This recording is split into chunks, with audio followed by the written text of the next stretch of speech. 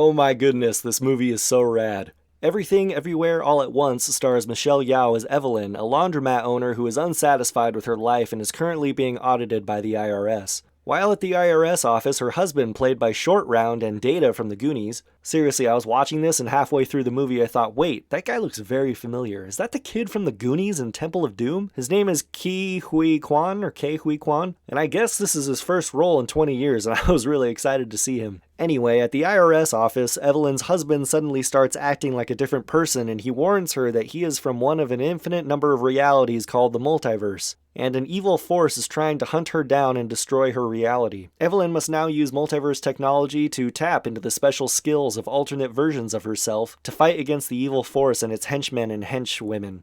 What did I like about this movie? It's absolutely hilarious, the action is awesome, it is beautifully filmed, and it is really creative. You know those movies or TV shows you watch and think, how the heck did they come up with that? Everything Everywhere All at Once is chock full of those moments where I just sat there and thought, that is the most creative thing I've ever seen. I can't believe a human being sat down and thought of that. It has very strong Rick and Morty vibes, which makes sense since they both deal with the multiverse. Ke Huy Quan was easily my favorite part of the movie. It's hilarious watching him bounce back and forth from a timid husband with a high-pitched voice to then becoming an action hero. Most of the humor comes from the movie's complete ridiculousness and switching back and forth between realities. I don't want to give away how they go about doing that, but the results make for some pretty fantastic jokes. It was fascinating to see all the creative ways they were able to show characters switch back and forth between different realities really quickly, and it made for some inventive fight scenes. The movie also has a lot of heart. There were a lot of genuinely emotional scenes, and they cram a lot of morals into it. When someone says, what was the moral of that movie? I would say, how much time do you have? Because this could take a while. I think this is a Best Picture quality film. It won't get nominated in a million years because it's too wacky of a movie, but this is better than any of the other Best Picture nominees I saw last year. My only complaint, which is a common complaint for me, is that the runtime was too long. Not that 2 hours and 20 minutes is too long for a movie. I mean, The Fellowship of the Ring was 3 hours long, and I wished it was another hour longer. I'm just saying that they dragged out some scenes that could have been wrapped up quickly. This is particularly true at the end, where kind of like in Return of the King, there are 10 different times when you think, okay, this movie's about to end, and then something else starts happening, and then it repeats that a few more times. It has a relatively light R rating. There are 4 F words and some crude humor, but no nudity, and the violence is relatively tame. No decapitations or bones breaking, thank goodness.